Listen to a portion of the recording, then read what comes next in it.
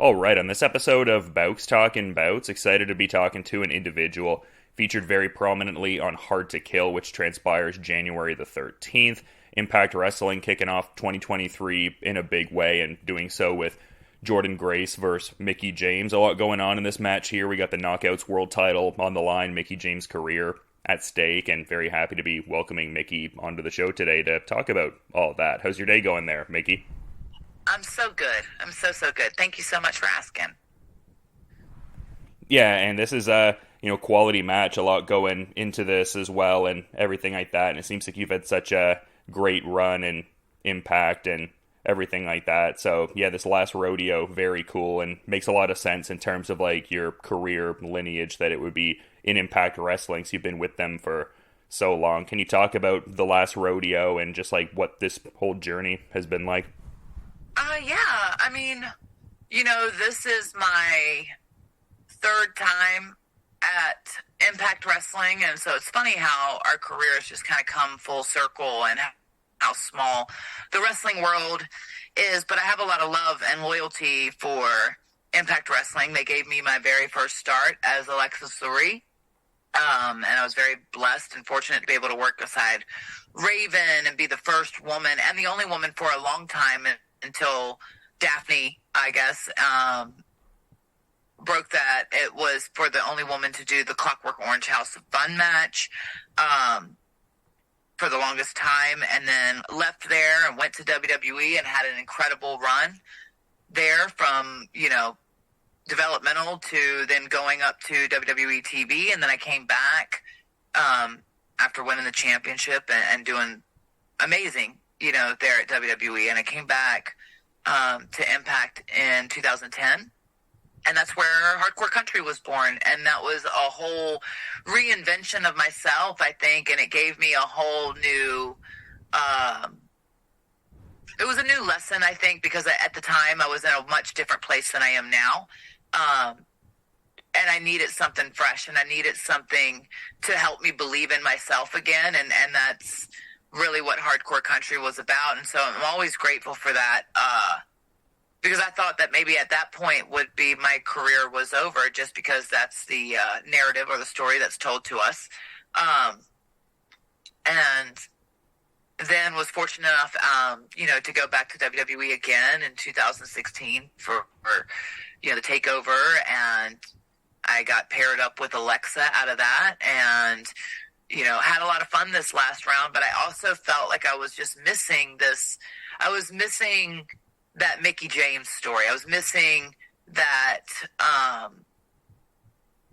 way to finalize or really bookend my career the right way. And before I transition or do anything behind the scenes, and I honestly, when I first came back here to Impact Wrestling, my intentions were not to really even wrestle. It was more for Empower. I was really focused on promoting Empower and trying to get all of these brands. I was trying to hopefully use my name and my respect in the business and my respect for the business to lean on every company to kind of work together for women's wrestling, because I felt like every promotion tries, but there was really, I thought it was a beautiful way to have everybody come together to celebrate their women, to celebrate their women's division. And it was beautiful and it was amazing. But that was kind of like my purpose and my intention, I think, because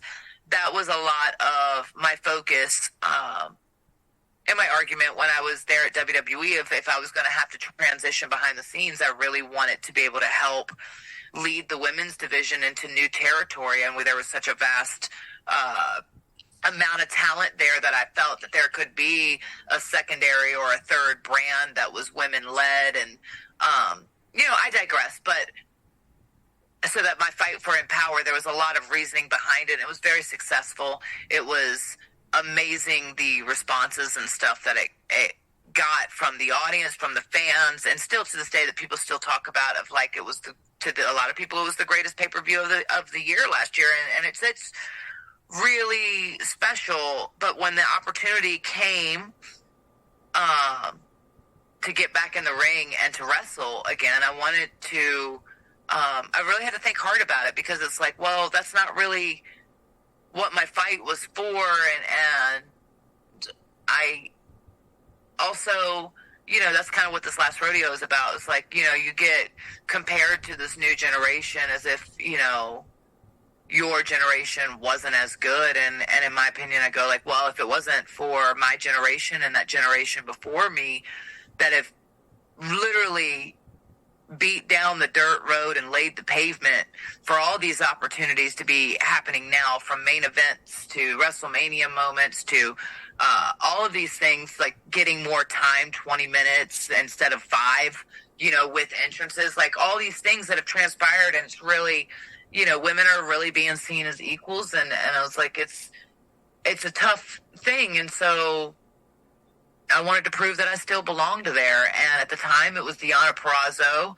and we could not have been more opposite of talents. She definitely is a beautiful representation of this generation, and she was a very dominant champion. She was the longest reigning Knockouts world champion, and she had beaten everyone. She was unstoppable, and it just felt right. It felt right to have, and I thought that, maybe this would be it, in that sense of like, I just wanted that bookend. And we had such an awesome feud. And she really pushed me to limits, and Impact gave us opportunities that I didn't even really realize were available for us, in the sense of main eventing the pay-per-view, the first time the Knockouts Championship had ever been on the line as the main event. For a pay-per-view, to Texas Death Match, and just all these different things that really tested me, but also tested myself, in that sense of like, I can still do this, and I'm still a badass. And it meant a lot to me. It meant a lot to me to come back and then prove myself and become champion again, and then kick down some doors and show up at the Royal Rumble as the Knockouts World Champion. It just was so many amazing things, and it made me happy, and even when I lost the title to Tasha, I was like, well, that's cool, like that, I think I'm happy with that, and I think the reality is I love this business so much, and I want to be the best, and that's kind of what this last rodeo is about, as a long answer to your question, is proving that I still belong and proving that I still am the best, because if I can't hang and I don't belong, then I shouldn't be here. I don't need to, you know what I mean? I don't need it for my ego. I don't need it for one more championship to hang on my wall. It was more of a test to myself of do I still belong here? And whatever happens on the 13th, I'm very satisfied with my career. There's obviously women that I would have loved to have faced, and I didn't get a chance to, but there's going to be women that come up in the future that I'll never probably get to face, and I would have really loved an opportunity to. But the legacy, my legacy, I think, is one that I can be at this point very proud of, and is one that I can look at my son and he would be proud of me when he's old enough to really understand, right? That it was something special, and I'm grateful for that. And I want to, whatever I wanted, like, whatever happens, I just wanted to go out on my terms and go out in a blaze of glory. And that's kind of what this last rodeo is about. That's what about this title versus career match is about, is whether I belong or not. And I can't think of a better opponent of someone who has dominated this division and been a very strong Knockouts champion. And we've never faced each other, never been in the ring against each other. And Jordynne Grace, I think, is a beautiful representation of this generation. And she's younger than me. She's way stronger than me.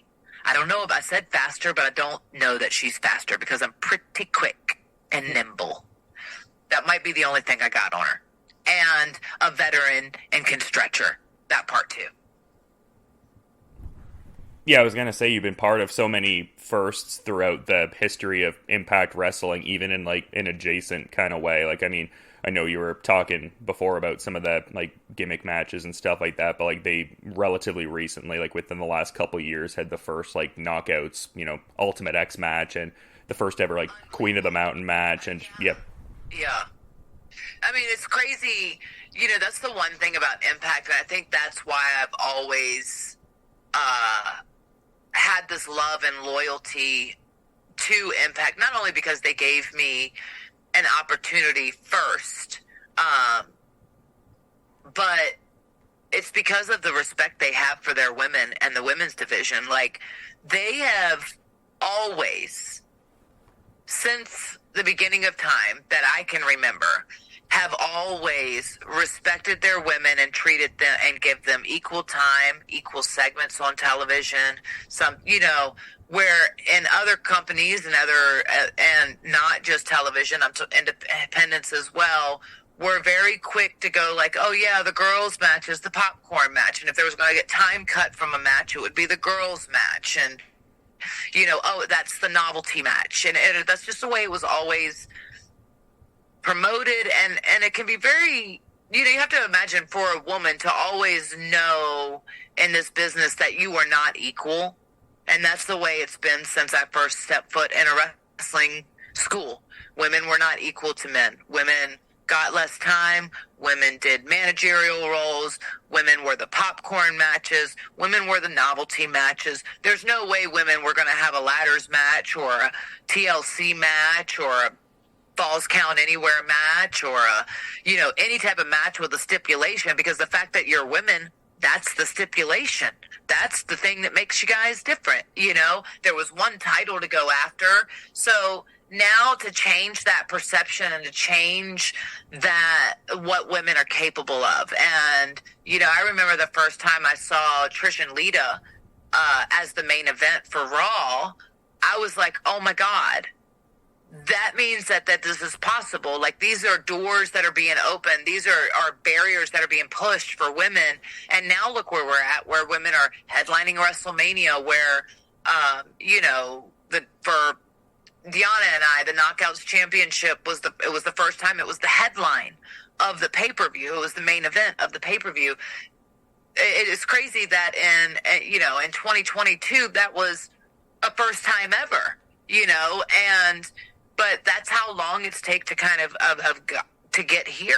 And it's been a journey, and it's one I'm very grateful for. I wouldn't trade my career for anything, because I've had some awesome moments and a lot of lessons and a lot of blessings and a lot of hardships, but it's like those defining moments, those hard times, that really define your character and what you're made out of. And I think this is no different of challenging myself and trying to go against someone like Jordynne. And that's kind of what I set, I did it to myself in the sense of like, I really wanted to test myself one last test to see if I still can go and still belong here. And that's what that's about. And that's what this is about. And I know that Jordynne wants to hold on to that championship. And she has zero problems retiring me. I mean, she respects me, but that doesn't mean that she doesn't want to keep that championship more, so it's very serious, and wrestling has always been it's been a lot of fun, but I've taken it very seriously, because I think that we had to do a lot of work to get to this place. Yeah, absolutely. And like to your prior point too about the development of the women's wrestling and stuff like that, it seems too like there's a chance for more like, I guess, like multifaceted characters and nuanced storylines too. So I would think from your perspective that would be great too, like stepping out of more of like a one-dimensional kind of framework and being, much more expressive and having that like nuance to the story and everything. Yeah, well, that's my favorite part about wrestling, is the storytelling, is the characters. I mean, I was a fan of wrestling, but it's not the moves that made me fall in love with wrestling. It was never what they did in the ring. Like, I respect it, and I love wrestling. I love good wrestling. I love storytelling wrestling. So that there is a difference. But it's the characters and that development and the promos and these larger than life human beings that were capable of anything that made me fall in love with wrestling. It was that escapism of, the Macho Man Randy Savage, who was awesome in the ring, but it wasn't his wrestling moves that I loved. It was him.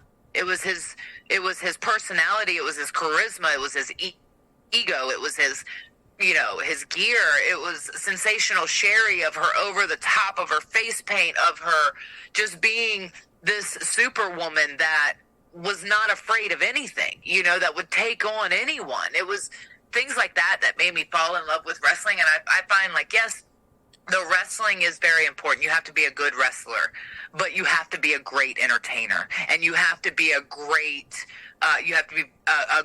like, at thinking on your feet and at improv and character development. You have to be in tune with who that character is and know it inside out, to really be successful.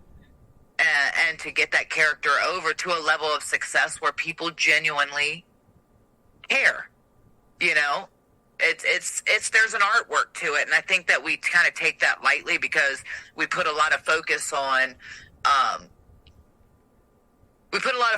like the little things, like quality of matches, or like the things that they did in a certain match, rather than, in my opinion, what really draws money is story and characters.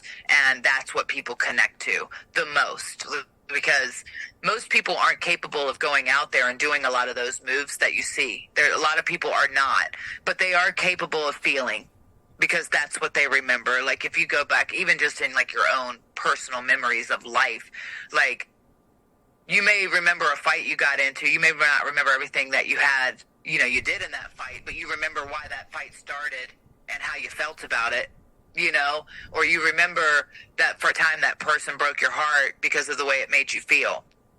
So it's just, feelings are memorable. And so that's what I've always tried to connect with, is people's, to make them feel something. Yeah, so well put, and I have so many more questions for you, but I understand you're on a tight schedule, and I want to be mindful of that as well, Mickie. So to that point, is there maybe anything you'd like to put out there as a parting thought as we're kind of wrapping up here? Sure. I want to say thank you to the fans, to both my fans who love me, but even the fans who have loved to boo me along the way. Like, I have not taken my career lightly at all. I've been very blessed to have, to be on television pretty much since 2015, and to remain a force in the locker room and a force in women's wrestling. And I'm very grateful. I'm grateful for my career. I hope that I can pay it forward. My intention is always to continue to better women's wrestling, whether it's in the ring or behind the scenes, because it's the women now especially, but they've always been, I felt like they've been underappreciated in a lot of, and it wasn't on them, it wasn't their fault, and it's just, it takes time to change people's mind. And I think that I've been very blessed on this, and I've been very blessed to have so many fans that have stood by my side through thick and thin, through the brightest of times and through the darkest of times. And it's meant a lot to me. And through a lot of those moments, I don't know that I could have made it through without, their support. So I hope that they will continue to follow me into Hard to Kill. And no matter what happens, I love you guys, and I appreciate it. Yeah, it's been a great journey from the Nashville Fairgrounds and the White Trash Cafe to being poised to become a 5-time champ. With those salty green beans, come on. No one's gonna be salty at this matchup, though. This is gonna be a great one with Jordynne Grace, one I'm certainly excited for, and people can check that out. Hard to Kill, January 13th on pay-per-view. And to reiterate, thanks so much for making some time, Mickie. Definitely a very cool interview to have been able to say I've been able to do. And yeah, you enjoy the rest of your day too. You too, Dylan. Thank you so much. I appreciate it.